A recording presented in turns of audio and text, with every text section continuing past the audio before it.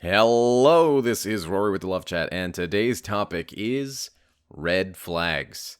Now, this is video number 126. If you have a question you'd like for me to consider featuring on the Love Chat, please write it in a comment below. And if you enjoy these videos, help me out by clicking subscribe and hitting like. Also, if you'd like to do a Skype or email coaching while they're still discounted, just visit my website, thelovechat.net/coaching. Now, you'll notice that underneath my channel, you'll see that I've put up some merchandise for the Love Chat with our little 3-heart Zelda theme logo on the shirt. These shirts are going to be 100% donated to charity. If you happen to buy one, 75% of the donation will be going to ASPCA, which is a foundation to helping animals and preventing animal cruelty, and the remaining 25% will be going towards the David Allied Hands Foundation. And if you want to check that foundation out, I'll leave a link in the description below. Every month, I'll be changing which charities I donate to, and so if there's any charities that really speak to you and charities that you really like, leave a comment below, tell me what charities you like and why you like them, and I will be taking all of them into consideration. I will be also looking into them and making sure that they are 501c3 actual charities and foundations. That way we know that our money that we're investing is going to a good and honest organization. You guys have granted me a platform, and I want to continue to do as much good as I can with this platform, so thank you for sticking with me, and if you buy a shirt, I hope you enjoy it, and know that your money is going to go 100% towards a charity. Now then, let's talk about red flags. This video is going to be good for relationships, dating, meeting somebody new, winning an ex back, even just a boss or some sort of friendship or partnership that doesn't necessarily involve romance. And I created this video in a bit of a list format, and this is by no means the entire list of red flags that you might run into, but I feel that these are some of the more common ones and ones that we should be paying more attention to. So, the very first one on the list is family issues. You'll notice that how somebody treats their family is a good indication on what sort of relationship they have with their family. And more often than not, someone who has issues with their parents, typically those issues will manifest in the relationship. And what we all need to remember is that when you're dating somebody, the majority of the time their parents come with them. So not only are you dating the person, you're also dating their parents, if you want to think of it that way. The second thing on the list is controlling behavior. And this one is alarming because the person that you may be dating or interacting with will try and create rifts between you and your friends and your family, and they'll try and get you to see that they're actually the only one here helping you. If you don't do what they want, they'll find subtle manipulations and control tactics to get you to do what they want. Maybe it's to cancel on that trip that you had with your friends in order to stay and hang out with them and validate them. This shows up in many different ways, but if you suspect that you're being controlled, take a step back, ask some people that you trust, and this is usually the best way to avoid being controlled. Sometimes the person that's doing the controlling might not even know that they're doing it, so bringing it up in a subtle, easygoing, and relaxed way that's non-accusatory might be all it takes. But if they say, okay, yeah, I'll work on it, and then they continue to do it, I just want you to take a step back and really look at the situation and ask yourself if it's healthy for you. The third one on the list is insecurity and anxiety that bleeds onto you. It's sad to say, but some people just have anxiety and insecurity that skyrockets, and they do nothing to help themselves. And so I suppose the third thing we can say about this is we can call it being a victim. And a victim is when somebody, in this context, is when somebody knows that they can improve themselves but refuse to. It's easier to just keep finding excuses but I'm so anxious, but I'm so insecure, what's the point? Now I realize that some people need serious help and serious therapy. And for some people, especially those who have depression or generalized anxiety, they believe that their efforts are futile. For those people, we need to help. We need to be a support to.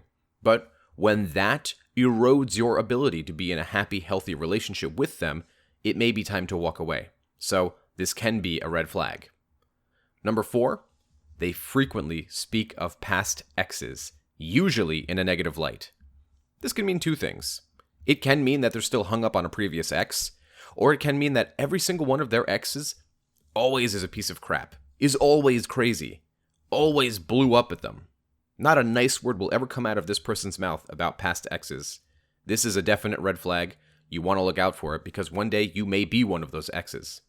This next one is kind of obvious, but abusive behavior. Sometimes the person who's abused will find a way to make it their fault. Because if it's their fault, it's not their partner's fault. And there's a subtle codependence happening here. But if we notice abuse, both physical or verbal, get out of that situation. It's not good for you. The next one, number 6, is take a good look at the people around you and how they treat or what they think of this person. If your parents and your good friends can't seem to find a nice thing to say about this person, they may be seeing something that you're currently blind to due to the fact that you are hung up on this person. Perhaps you're pursuing them, perhaps you're dating them and you're still in puppy love. If everybody around you is treating this person as if, I don't know if this is a good person for you to date, but you see nothing, take a step back for a second and say, well, all of these loved and trusted people in my life are seeing something about this person that I'm not seeing. And what's the likelihood that everybody in your life is trying to manipulate you out of this relationship? The chances are pretty bad. The next one after that is, how does this person treat people like waiters, waitresses, and anybody along those professions? Are they nice to them? How do they treat somebody who's a salesperson? Do they talk to them with respect? Or do they dismiss them? Or call them names? Or be very angry with them? That is a definite red flag. Especially how they treat animals. Personally, if somebody doesn't like animals, I don't trust them. That's just me. Number 8 is poor communication skills. And again, this one seems obvious, but when we really like somebody, we're willing to forgive a lot. But if somebody has poor communication skills in the first 5 months of a relationship, you can bet that if they're not helping you work on it together as a team, they're going to continue to have poor communication skills 5 years into the relationship. So, you want to ask yourself, is this person improving and growing with me, or are these problems just not going away? Now, I'm going to pause the video real quick to say, just because somebody has some of these red flags does not mean they can be worked on. This person might not even be aware that they have these red flags. The important part is, are they able to sit down and, like I said, communicate with you and fix these problems together? If they're able to do that, it sounds like you're dealing with somebody who realizes that a relationship is a partnership and a team. Number 9 is, they enter a relationship without the self-work. They immediately make you the center of their life. They need to spend time with you. They need you to need them. That is the exact opposite type of person that we want to be involved with. Not because they're not a nice person, but because we just got out of a relationship or a situation where we invested too much. We do not want to be imparting that onto other people. We don't want to be around other people who will drag us back to that position. Remember, working on yourself is a lifelong process. It does not end the second you get into a new relationship. Number 10 is a common one, and maybe it's a word you've heard before. It's called gaslighting. And this is basically when your partner knows that your intuition or argument is correct, but they try to cause you to second guess yourself. Gaslighting is something that happens a lot. A lot of us do it. Sometimes we do it by accident, or sometimes we're completely aware that we're doing it. We know that our partner is right or has a good point, and yet we try as hard as we can to get them to see our way, or rather, we get them to think that maybe I was wrong. Maybe that did happen. I'm not sure. A common example of gaslighting is this. Don't you think you're overreacting? Or, I'm not arguing, I'm discussing. Or, I know what you're thinking. Or maybe, stop taking everything I say so seriously. It's a way for them to get away with whatever they need to say and claim that you're overreacting. When really, you need to be able to say, a boundary has been crossed. I don't like that this boundary has been crossed. Do not cross it again. Number 11 is when they try to speed up the relationship. They want to get the relationship as serious as they can, as quick as possible. And this is a red flag for anybody. Number 12, they don't want you involved in their social media, or they refuse to make the relationship public. This is one of the weirder red flags, because if you're in a relationship and this person is calling you their boyfriend, girlfriend, whatever, and yet they don't want to post pictures of you on Facebook, or they don't want to acknowledge the relationship status, or nothing on Instagram. Now, it may be because they don't use social media much, they don't see a point in it, they don't want people involved in their personal lives, but you'll know when it's one versus the other. You'll know when it's, well, man, I don't want social media to poison our relationship versus, I don't want anybody to know that you exist. So, major red flag. If you see that in a relationship, I suggest you immediately end it. Get out of that. That's not a situation you want to be involved in. You want somebody who's going to be proud of who they're dating. They can't wait to show you off because they're so excited. They thought that you were out of their league, but you both got together, you're both working together. That's a healthy relationship. The next one after that is they want you too involved in their social media. They want you involved in every aspect of their life, and I suppose this ties in with number 11, which was trying to speed up the relationship. They immediately have placed you in the exact center of their world. We don't want that, so be careful of that as well. Number 14 is they demand full access to your phone and your social media, and perhaps even your passwords. This one means that they don't trust you, and perhaps they've been burned in the past, but this means that they're interacting from fear, and means that they're still reeling from a past injury, and that they think that because of this past injury, you're going to do the same thing for them. In other words, you're paying for someone else's mistake, and that's not cool, and I would not deal with that situation. There is a difference between there being suspicion of cheating and the other person seeing actual signs and they demand to see your phone, and hey, find proof of you cheating, or vice versa. There's another thing entirely to see that one girl from 10 years ago liked your photo, and so they need to have all your passwords to make sure that you're being faithful and transparent. We should not allow the other person into every aspect of our personal life. Otherwise, we risk being enmeshed, and once this person's that burrowed into your life, it's very hard to get them out, especially when you realize that one red flag might lead to 100 others. So, the next one after this is that they argue to be right instead of arguing to resolve. This is something a lot of us do. I would only call this one a red flag when we are made aware of it and we still do it. Now, if we're working on it, and this can be said for so much of this video, if your partner is made aware of these behaviors and begins working on them with you or taking the steps to correct them, then they disappear as red flags. Red flags can be worked on.